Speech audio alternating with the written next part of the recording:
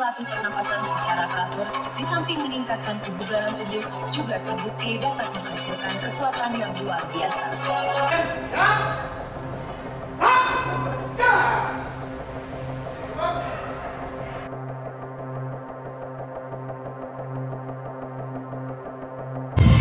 Jangan coba-coba di rumah kalau belum terlatih.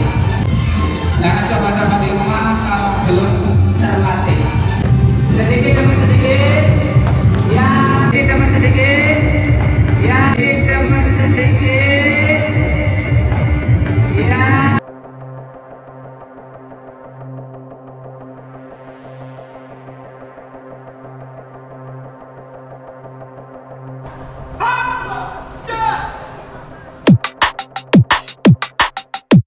Video tadi merupakan hasil latihan dari pernafasan 1 atau yang biasa disebut di perisai diri itu dengan guakang. Dalam video kali ini kita akan membahas dan mengupas tuntas tentang bagaimana cara melatih pernafasan 1 atau guakang di perisai diri, bagaimana hasil dari latihan tersebut, dan apakah pernafasan di perisai diri masuk dalam konteks klinik atau dapat dijelaskan secara ilmiah.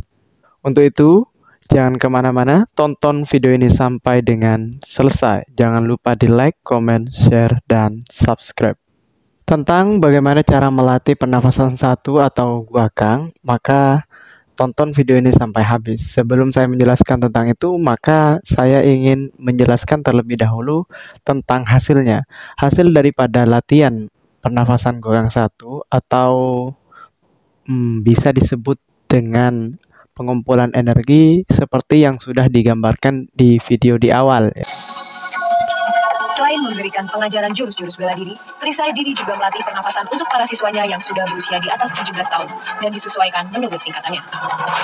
Dari cuplikan video yang saya putarkan tadi itu menunjukkan bahwa untuk melatih atau latihan pernafasan 1 atau yang biasa disebut dengan guakang, maka ada batasan usia minimal yaitu 17 tahun atau dengan pertimbangan tertentu yang nanti akan membuat yang dilatihkan ini bisa bertanggung jawab terhadap hal-hal yang dilatihnya, dan juga kita bisa ngecek dari sisi pelatih sudah pantas diberikan atau belum. Dan juga faktor yang kedua yaitu dari sisi tingkatan. Nah, tingkatan itu mulai bisa dilatihkan biasanya mulai dari pemanasannya dan lain sebagainya, itu mulai yang tingkat-tingkat dasar untuk sampai kepada guakang itu mulai dibuka minimal di tingkatan putih. Dan biasanya akan diperdalam lagi mulai di tingkatan asisten pelatih atau tingkat biru. Dengan melatih pernapasan secara teratur, di samping meningkatkan kebugaran tubuh, juga terbukti dapat menghasilkan kekuatan yang luar biasa.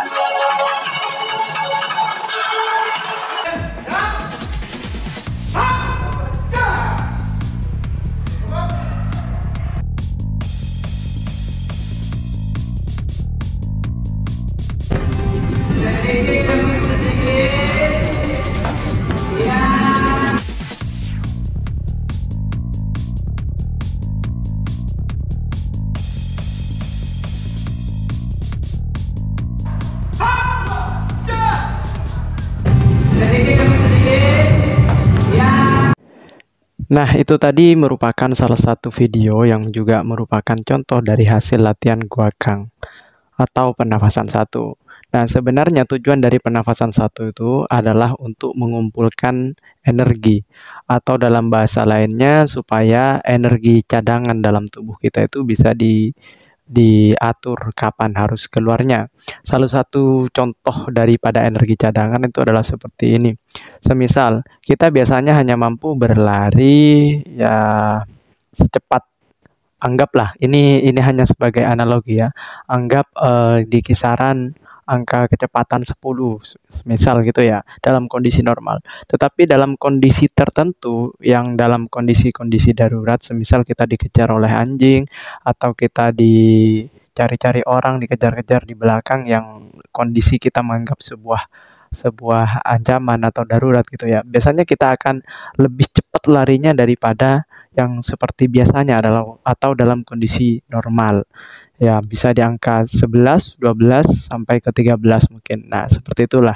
Nah, kita melatih energi cadangan kita supaya bisa kita kendalikan atau bisa kita keluarkan atau bisa kita atur kapan kita keluarkannya, dan seperti itulah ya. Jadi bagaimana kita mengumpulkan energi? Hasilnya ya berupa pengerasan terhadap otot-otot kita.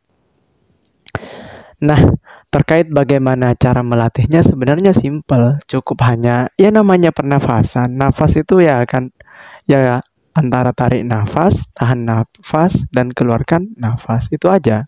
Tapi tidak akan saya florkan di sini terkait dengan latihan itu karena perlu ada pendampingan. Kenapa? Karena saya sendiri berlatih pernafasan itu juga awalnya perlu didampingi dulu, terlebih dahulu didampingi sudah benar prosesnya atau belum. Nah, kalau sudah benar nanti akan dilepas. Seperti. Nah, terkait dengan latihan itu sebenarnya mudah kok, mudah dan simpel setelah prosesnya kita benar. Yang terpenting adalah ajak atau rutin dalam melakukan latihan tersebut. Baru itu akan menghasilkan atau mendapatkan sesuatu yang memang dampak atau ya hasil daripada latihan tersebut. Yang terpenting adalah rutin. Dan ketika kita tidak latihan, biasanya itu akan mulai berkurang lagi dampaknya. Ingat ya, perlu hati-hati dalam latihan, perlu dijaga, karena kalau latihannya ini salah, juga mengakibatkan sesuatu yang kurang baik gitu. Ya kadang kan sampai pingsan dan sebagainya. Kenapa? Karena asupan oksigen itu kan ditahan. Ketika ditahan itu kadang lepas terlalu kencang ke otak atau malah tidak sampai yang akhirnya kemudian ya kita agak gelap dan bisa saja pingsan gitu. Kenapa? Karena suplai atau asupan oksigen ke otak itu tidak normal gitu, tidak cek. Makanya perlu didampingi oleh pelatih untuk awal-awal gitu. Dan perlu cara-cara khusus gitu. Nah, untuk lebih pahamnya nggak bisa hanya melalui video ini, perlu ngobrol langsung dengan yang memang ahli gitu ya.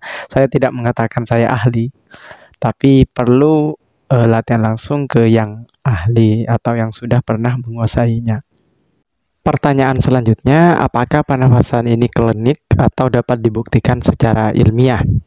Nah, untuk kesempatan ini saya akan menjelaskan sedikit apa yang saya ketahui sedikit saja karena memang pengetahuan saya yang sedikit. Kalaupun memang ada nanti yang bisa melengkapi, silahkan di kolom komentar ya untuk melengkapi penjelasan ini. Dari sisi pernafasan atau teknik pernafasan ini apakah sebuah klinik atau dapat dijelaskan secara ilmiah? Saya lebih akan menjelaskan dari sisi ilmiahnya. Pertama, ada sebuah studi yang menyatakan bahwa pembuluh darah manusia itu sangatlah panjang. Memang diameternya kecil atau pendek gitu ya. Tetapi kalau urusan panjang daripada pembuluh darah itu sangat-sangat amat panjang. Bahkan ada yang mengatakan bahwa ketika dibentangkan dijadikan satu gitu ya, nggak bercabang-cabang, itu bisa menyelimuti daripada bumi ini gitu ya, dari saking panjangnya. 1. Panjangnya bisa melingkari bumi. Jika seluruh pembuluh darah yang ada di tubuh kita disatukan, bisa melingkari bumi, meskipun diameternya cukup kecil, tapi panjang jaringannya luar biasa. Menurut National Institute on Aging, NIA, di Amerika Serikat, jika diurai menjadi garis lurus pembuluh darah kita lebih dari 60.000 mil atau sekitar 96.000 kilometer panjangnya. Terkait dengan bagaimana kemudian teknik pernafasan ini bisa kemudian mengeraskan otot-otot kita atau memunculkan energi-energi cadangan itu tadi. Nah, kita perlu memahami teori tentang atau teori tentang pernafasan dan juga tentang pembuluh darah. Pertama, nafas itu ketika kita bernafas itu kan membawa oksigen ya dan mengeluarkan karbon dioksida yang kemudian ini akan dibawa oleh aliran darah aliran darah atau dibawa oleh darah-darah kita melalui pembuluh darah. Nah, seperti yang sudah saya katakan tadi, bahwa pembuluh darah manusia itu sangat-sangat panjang. Artinya di seluruh tubuh kita ini dibaluti oleh pembuluh darah gitu ya. Sangat banyak berarti kan ya. Full dalam tubuh kita ini terdapat pembuluh darah gitu. Nah, di dalam pembuluh darah itu tentunya ada darah. Dan darah ini kemudian mengangkut oksigen yang kita hirup melalui proses pernafasan itu tadi. Contohnya begini, kenapa kemudian bisa kuat? Nah, pembuluh darah kita itu sangat elastis ya dan kuat sekali gitu sehingga bisa menampung darah dan juga oksigen gitu. Analogi sederhananya seperti ban sepeda motor. Ban sepeda motor itu kan lunak ya, lunak. Tetapi kemudian ketika diisi oleh angin atau udara aja ya, lebih tepat penyebutannya. Ketika diisi oleh udara, maka akan mampu menopang berapa kilo. Mungkin 100, 150 sepeda motor aja bisa menampung berapa kilo. Atau mobil yang menggunakan ban itu bisa menampung berapa kilo setelah kemudian diisi dengan udara. Sama halnya dengan tubuh kita, pembuluh darah kita ketika dimaksimalkan, diisi dengan oksigen di dalamnya, mengangkut kadar oksigen yang tinggi, sehingga kemudian pembuluh darah itu mengembang, yang itu berada di dalam di seluruh tubuh kita. Nah, disitulah kemudian tercipta pengerasan otot-otot itu tadi, sehingga kemudian bisa menahan beberapa pukulan-pukulan yang mungkin tingkat kesakitannya kalau tanpa menggunakan teknik pernafasan itu 10, mungkin dia akan berkurang ke angka 5, 4, 3, atau bahkan tidak ada sama sekali. Itu ya. Nah, itu dari sisi ilmiahnya. Jadi dari sini saya menyimpulkan bahwa teknik pernafasan itu dapat dibuktikan secara ilmiah. Terkait mungkin ada beberapa pendekar mungkin atau hal-hal lain atau dari perguruan lain atau siapapun yang mungkin akan menjelaskan dari sisi klinik, ya itu sah-sah saja, itu pandangan dari orang-orang yang mungkin bisa.